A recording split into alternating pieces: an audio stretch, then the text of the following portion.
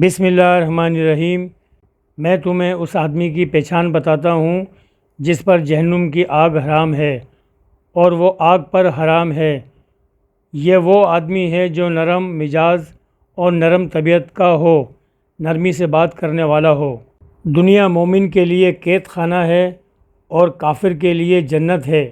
ہر چیز تقدیر سے ہے، یہاں تک کہ عاجز ہونا اور ہوشیار ہونا بھی تقدیر میں ہے۔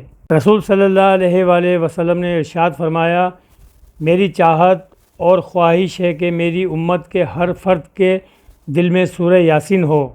رسول صلی اللہ علیہ وآلہ وسلم کہا کرتے تھے، اے اللہ مجھے بری عادتوں اور برے کاموں اور بری خواہشوں اور بری بیماریوں سے بچا۔ باپ سے منہ نہ پھیرو، جس نے اپنے باپ سے منہ پھیرا اس نے کفر کیا۔ آقا صلی اللہ علیہ وآلہ وسلم نے فرمایا، بیٹیوں کو برا مت سمجھو، بے شک وہ محبت کرنے والی ہیں۔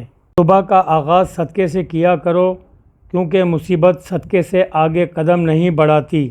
حضور پر نور نے ارشاد فرمایا، جو دن کی شروع میں سورہ یاسین پڑھ لے تو اس کے تمام ضروریات پوری ہوں گی۔ جب تم بیمار کے پاس جاؤ تو اس سے اپنے لیے دعا کی طلب کرو۔ بیمار کی دعا ایسی ہے جیسے ملائکہ کی دعا۔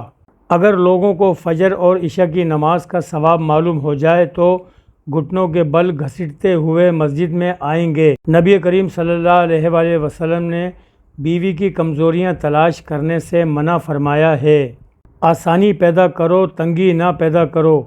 لوگوں کو تسلی دو، نفرت نہ دلاؤ۔ کسی کو نیکی کی تلقین کرنا صدقہ ہے اور کسی کو برائی سے روکنا بھی صدقہ ہے۔ اللہ تعالیٰ نے میری امت کے وسوسوں یا دل کے خیالات کو معاف کر دیا ہے، جب تک انسان اس پر عمل نہ کرے یا زبان سے نہ نکالے۔